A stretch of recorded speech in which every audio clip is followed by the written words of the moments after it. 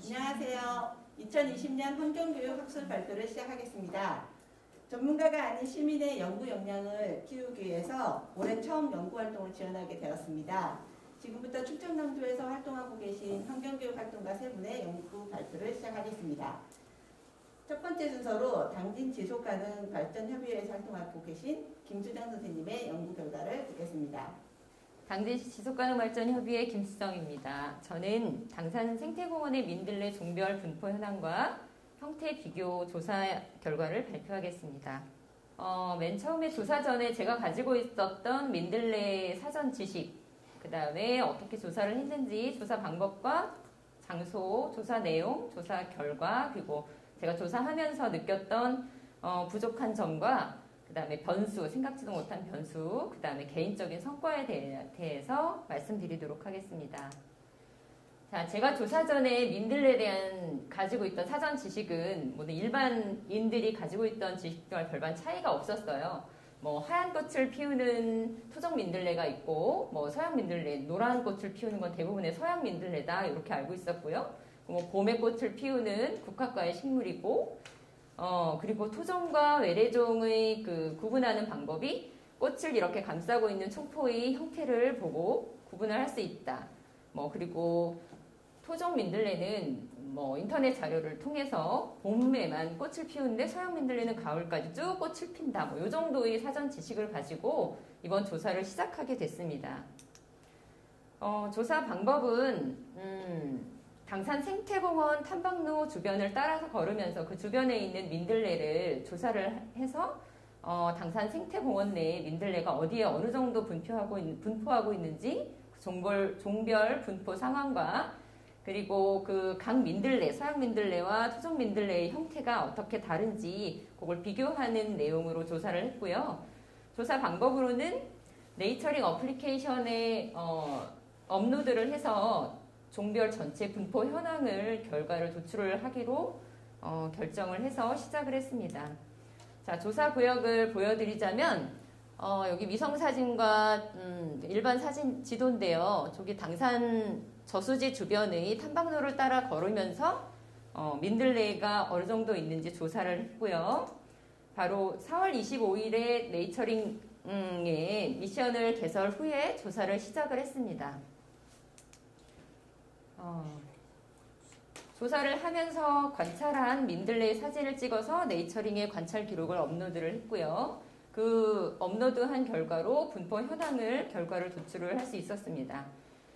맨 처음에 제가 민들레에 대해서 아는 것이 흰 민들레는 토종 민들레고 노란 민들레는 서양 민들레다 이렇게 알고 있었기 때문에 당산 생태공원을 모니터링 하다가 흰 민들레를 발견을 어느 날 했어요. 그래서 여기서 토종 민들레가 많이 없다는데 당산 생태공원은 그래도 생태공원이다 보니까 다른 일반 관리지역에 비해서 농약에 의한 훼손이 적으니까 여기에 토종 민들레가 어느 정도 분포하고 있는지 한번 알아봐야겠다 이런 마음으로 시작을 했고요. 그래서 처음에는 토종 민들레인 흰 민들레와 서양 민들레 두 가지로 이제 분포 현황을 조사하기 시작을 했어요. 조사를 하다 보니까 이제 제가 그냥 개인적으로 조사를 하면서 참고할 만한 도서로 최근에 이제 발간된 도감을 참고를 했는데 도감을 보니까 민들레 종류가 상당히 여러 가지가 있더라고요. 그 중에 서양 민들레 중에 씨앗이 붉은색인 붉은씨 서양 민들레라는 종류가 있어서 조사 과정 중에 그렇게 붉은색 씨앗을 가진 민들레를 발견했어요. 그래서 붉은씨 서양 민들레까지 추가해서 세 가지로 종별 분포 현황을 조사를 하기 시작했습니다. 조사를 하면서 토종 민들레인지 아닌지를 비교를 할 때 꽃 색깔도 있지만 이제 가장 일반인들이 잘 알고 있는 이제 구분할 수 있는 방법으로 총포 모양을 비교를 해봤는데요. 보시는 것처럼 흰 민들레 같은 경우는 가장 바깥에 있는 외총포가 꽃을 이렇게 감싸 안고 있는 그런 형태였고요. 그리고 서양 민들레나 붉은씨 서양 민들레 같은 경우는 가장 바깥에 있는 외총포가 바깥으로 뒤집어 있는 형태를 똑같이 보였기 때문에 서양 민들레하고 붉은씨 서양 민들레는 총포 모양으로는 구분이 어렵고 그 같은 그 포기에서 나온 그 씨앗을 봐서 씨앗이 붉은색인지 아닌지로 구별을 할 수가 있었어요. 맨 처음에 이제 꽃 모양부터 비교를 한번 해봤는데 꽃을 잘 알고 계시다시피 국화과의 식물들은 작은 꽃들이 여러 개가 모여서 이제 다 모여 있는 그런 형태로 꽃이 이제 피어 있는데 그 중에 낱개의 꽃을 뜯어가지고 관찰을 해봤습니다. 그래서 여기 맨 아래 C방에 있고요. 그 다음에 가털과 그 다음에 혓꽃, 남술, 이 중간 부분에 수술 이렇게 흰 민들레나 서양 민들레나 똑같은 꽃의 형태를 보였고요. 꽃의 개수를 이제 비교를 해봤는데 흰 민들레가 99개로 꽃의 개수가 가장 적었고요. 서양 민들레는 흰 민들레의 한 2배 반 정도, 2.5배 정도의 꽃이 가장 많은 것이 서양 민들레였습니다. 그 다음에 잎의 형태를 비교를 해봤는데요. 조사를 하러 그 당산 생태공원에서 잎을 채취를 해서 집으로 가지고 오면 항상 시들더라고요. 그래서 쌩쌩하게 만들기 위해서 물에 좀 담가놨다가 제가 펼쳐가지고 비교를 해봤는데 흰 민들레 잎을 보시면 잎의 끝부분이 좀 아주 창처럼 뾰족한 게 아니라 조금 무딘 것을 보실 수가 있고요. 그리고 잎 주변에 이제 깃털 모양으로 톱니가 나 있는데 톱니가 여기 이렇게 깊이 패이는 형태를 보이기도 하지만 어떤 것들은 얕게 톱니가 패이는 그런 형태를 가지고 있어서 흰 민들레는 딱 이런 잎이다 하고 특정을 짓기가 어렵더라고요. 좀 변이가 있는 편이었어요. 그리고 서양 민들레의 잎을 비교를 해봤는데 흰 민들레보다 더 형태가 다양했어요. 특징으로는 이렇게 맨 끝 부분이 조금 넓은 편이었고 그 아래에 이렇게 톱니가 좀 있는 형태를 보였는데 그래도 다 비슷비슷하게 서양 민들레는 이런 잎을 가지고 있다고 이것도 특정을 짓기가 어려운 게 변이가 굉장히 많고 형태가 다양했습니다. 그런데 붉은씨 서양 민들레 잎을 관찰을 해보니까 다른 서양 민들레나 아니면 흰 민들레에 비해서 잎의 형태가 요거는 좀 비슷비슷한 형태를 보였어요. 대체적으로 잎 끝이 되게 뾰족한 형태를 보였고요. 그 다음에 이 톱니 형태가 거의 균일한 톱니 형태를 보였어요. 그래서 붉은씨 서양 민들레는 요런 형태가 잎의 형태가 이렇게 비슷비슷한 형태를 보인다는 걸 형태를 나타내는구나 하고 결과를 내기는 했지만 제가 이제 붉은씨 서양 민들레의 그 당산 생태공원 내에서 붉은씨 서양 민들레가 분포하는 구역이 좀 일정한 한 부분이었어요. 그래서 그 주변은 비슷한 그 DNA를 가지고 있어서 비슷한 형태를 보이지 않나 이런 생각을 했어요. 그래서 좀 더 다양한 지역의 붉은씨 서양 민들레 잎을 관찰을 했다면 또 이것과 다른 결과를 얻을 수도 있었을 것 같아요. 잎의 형태를 비교를 해보고 그 다음에 씨앗 개수를 비교를 해봤는데 꽃의 개수가 서양 민들레가 훨씬 많았기 때문에 역시 수분의 정도에 따라서 씨앗이 맺히는 결과도 다르긴 하겠지만 어쨌든 꽃이 많기 때문에 이렇게 그냥 통으로 봤을 때도 이 관모가 빽빽한 걸로 봐서 서양 민들레의 씨앗이 가장 많이 맺혔을 거라는 거를 짐작을 할 수 있었고요. 일단 개수를 하나씩 다 세어보았습니다. 흰 민들레 씨앗부터 각각 3개체를 세어보았는데 평균 89개, 89개의 씨앗이 나왔고요. 붉은씨 서양 민들레 씨앗 같은 경우는 흰 민들레에 비해서 조금 더 많이 127개 정도 결과가 나왔습니다. 그리고 서양 민들레 씨앗은 꽃이 많은 것처럼 씨앗도 가장 많은 197개의 결과를 얻었습니다. 자, 씨앗을 낱개를 가지고 비교를 해봤는데 그 채집봉투 안에 들어있는 것을 보셔도 아시겠지만 흰 민들레 씨앗은 월등히 크기가 컸어요. 개수가 적기 때문에 다른 것들에 비해서 영양분 섭취가 더 많아서 클 수도 있겠지만 어쨌든 흰 민들레의 크기가 가장 컸고요. 붉은씨 서양 민들레나 서양 민들레 같은 경우는 눈으로 보기에는 비슷비슷한 크기를 가지고 있는 것을 볼 수 있었습니다. 전체적으로 형태는 세로로 골이 패여 있었고요. 그 윗부분에는 위로 향하는 뾰족뾰족한 가시 같은 돌기가 있는 형태를 보였습니다. 씨앗을 낱개로 자로 이제 크기를 재어 봤을 때 일단 흰 민들레는 색상으로도 밝은 갈색을 띄었고요. 그 다음에 길이는 약 4mm, 두께 한 2mm 정도 되는 크기였고요. 붉은씨 서양 민들레는 씨앗이 붉은씨라는 이름에서 알 수 있는 것처럼 씨앗에서 약간 자줏빛이 나는 붉은 젓갈색을 띄었고요. 그 다음에 길이는 약 3mm, 두께 한 1mm 정도의 크기를 보였습니다. 그리고 서양 민들레 같은 경우는 회갈색의 색깔을 가졌고요. 길이는 3mm, 두께는 약 0.5mm 정도의 크기였습니다. 그래서 씨앗을 크기를 비교를 해봐도 흰 민들레 같은 경우는 크기가 가장 월등히 크다는 것을 알 수 있었습니다. 마지막으로 제가 이제 분포를 조사를 하면서 잎이나 꽃이나 씨앗을 각각 조사를 하면서 봄에만 토종 민들레는 봄에만 꽃이 핀다는 그런 인터넷 자료를 들어서 도대체 흰 민들레는 언제까지 꽃이 피는지가 궁금했어요. 그래서 이제 계속 모니터링을 다닐 때마다 흰 민들레가 꽃이 핀 개체가 있는지를 조사를 했었는데 제가 이 조사 결과를 마무리하기 맨 마지막에 갔던 날짜가 10월 3일이었는데 10월 3일에도 흰 민들레가 꽃이 핀 것을 볼 수 있었고 당산 생태공원에서만 본 게 아니라 제가 이제 보령에 있는 어느 초등학교 화단에서도 흰 민들레 꽃을 핀 거를 본 적이 있어요. 그 같은 비슷한 시기에. 그리고 최근에 오늘 여기 발표하러 오기 전에 이번 주에 갔을 때도 흰 민들레가 당산 생태공원에서 핀 것을 본 것으로 봄에만 꽃이 피진 않고 계속 피는 거를 봐서 그렇게 결론을 내렸는데 그게 기후변화의 영향인지 아니면은 그 꽃이 피어있는 그 장소가 특별히 양지 바른 곳이라서 그 지역 서식지의 그런 특성 때문인지는 잘 모르겠고 일단 이게 일반적인 건지를 정확하게는 잘 모르겠습니다. 그렇지만 어쨌든 최근까지 10월달까지 흰 민들레가 꽃을 핀 것을 관찰할 수 있었습니다. 지금까지 조사한 결과를 정리를 해보자면 총 30회의 모니터링으로 민들레 368개체를 조사를 했고요.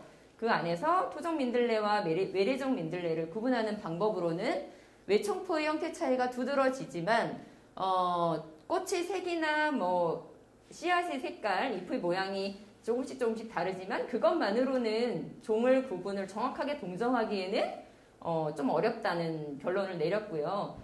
애초에 제가 흰 민들레와 서양 민들레를 조사하려고 시작을 했지만 조사 과정에서 아까 말씀드린 대로 붉은씨 서양 민들레가 관찰돼서 3개 종으로 이제 조사를 마무리했는데 조사를 마무리해서 결과를 이제 도출을 하려고 다시 한번 훑어보는 과정에서 총포의 모양은 흰 민들레와 동일한데 연노랑색으로 꽃이 피는 민들레가 있었어요. 그래서 그 개체 수가 초반에 조사를 할 때는 그냥 흰 민들레의 변이종인가 보다 이렇게 생각을 했지만 도감의 사진이나 그런 내용을 참고를 해서 털 민들레로 그 분류를 하기로 결정을 해서 총 4가지로 결과를 도출을 했습니다. 조사 결과 이렇게 4가지 종류로 도출을 했고요. 결과로 당산 생태공원에서 포식하는 토종 민들레 종류를 토종 민들레는 흰 민들레와 털 민들레 2종류로 조사를 했고요. 그 다음에 외래 민들레 종류는 붉은씨 서양 민들레와 서양 민들레 2가지 종류. 그래서 총 당산 생태공원에는 4가지 민들레 종류가 서식하는 걸로 결론을 내렸습니다. 그리고 당산 생태공원 내 민들레 전체 종 분포 현황을 보시면 이렇게 전체 구간에 골고루 민들레 종류들이 분포하고 있는 것을 보실 수 있습니다. 그리고 외래종 민들레 종별 분포도를 보시면 서양 민들레 같은 경우는 전체적으로 고르게 다 분포를 한 것을 볼 수 있고 개체수도 가장 많았어요. 붉은씨 서양 민들레 같은 경우는 이렇게 특정 구역에만 집중적으로 분포한 것을 볼 수 있었고요. 토종 민들레는 흰 민들레나 털 민들레나 비슷한 구역에 분포하는 것을 볼 수 있었습니다. 자, 그래프로 나타내 보자면 총 민들레 중에 서양 민들레가 72% 분포를 하고 있었고 그 다음으로 흰 민들레 18%, 털 민들레와 붉은시 서양 민들레는 5% 정도씩 분포하고 있었고요. 외래종과 토종으로 나눠서 비교해보자면 외래종 민들레가 77%, 토종 민들레가 23% 정도 분포를 해서 외래종이 토종보다 거의 3배 정도의 분포를 더 많이 하는 것을 알 수 있었습니다. 토종 민들레가 외래종에 비해서 제가 지금까지 조사해온 바로 유추를 해보자면 꽂힐 수가 적으니까 그만큼 씨앗을 맺는 수도 적고 씨앗의 크기가 크기 때문에 바람에 날려 씨앗이 퍼지는 그런 면적이나 거리가 더 좁기 때문에 서양 민들레에 비해서는 넓은 면적으로 넓게 퍼질 수가 없는 상황이었어요. 그리고 제가 이걸 조사하면서 동네 어르신을 만났는데 뭐 하냐고 그래서 여기 토종 민들레가 있어서 그거 조사하고 다니고 있어요 했더니 그 하얀 민들레 있냐고 그럼 뜯어다 먹어야겠다고 그러시더라고요. 그걸 봐서는 이제 흰 민들레가 이제 개체수가 줄어드는 거에 이제 지역 민들레 이제 채취로 인해서 수가 줄어드는 것도 유추해 볼 수 있었습니다. 조사 과정에서 제가 생각하지 못했던 변수가 있었는데 당산 생태공원이라는 곳은 생태공원이기 때문에 산책하는 시민들을 위해서 주기적으로 제초 작업을 한다는 생각을 하지 못했어요. 이제 생태공원이니까 농약에 의한 훼손은 없을 거라고 생각은 했지만 이렇게 제초 작업으로 인한 훼손 때문에 조사 과정에 조금 변수가 있었고요. 총 제가 조사하는 과정 중에서 2번의 제초 작업을 진행이 됐는데 제초 작업한 구역이 흰 민들레하고 털 민들레, 토종 민들레가 분포하는 그 지역을 집중적으로 제초 작업을 해버려서 사실 제가 얻은 결과에 변수가 상당할 것이라고 생각을 합니다. 제초 작업뿐만 아니라 제초 작업은 그래도 풀을 깎아내면 다시 자랄 수 있는 확률이 높기 때문에 괜찮은데 조사 과정 내에 갑자기 도로를 확장을 한다고 제가 조사하던 구역에 도로 공사가 시작이 됐어요. 그래서 이렇게 처음에는 이제 그냥 땅 넓히기만 해서 이렇게 살아남았던 구역을 더 조사를 했었는데 최근에는 아예 넓혀서 거의 포장을 하기 일보 직전이라 그래서 이제 또 제가 얻은 결과에 변수가 있을 거라고 생각을 하고요. 이렇게 조사를 하면서 제가 부족했던 점과 개인적인 성과를 마지막으로 말씀드리면서 이제 정리를 해보자면 제가 이런 조사를 해서 뭔가 결과를 내는 게 처음이라서 사실 조사 주제가 이 시민과학 연구에 적합한가 하는 그런 좀 생각도 했었었고요. 제가 조사한 거는 단순히 도감이나 이런 자료를 참고해서 낸 결과이기 때문에 조사의 결과를 신뢰를 할 수 있을까? 제 스스로도 조금 걱정이 됐었고요.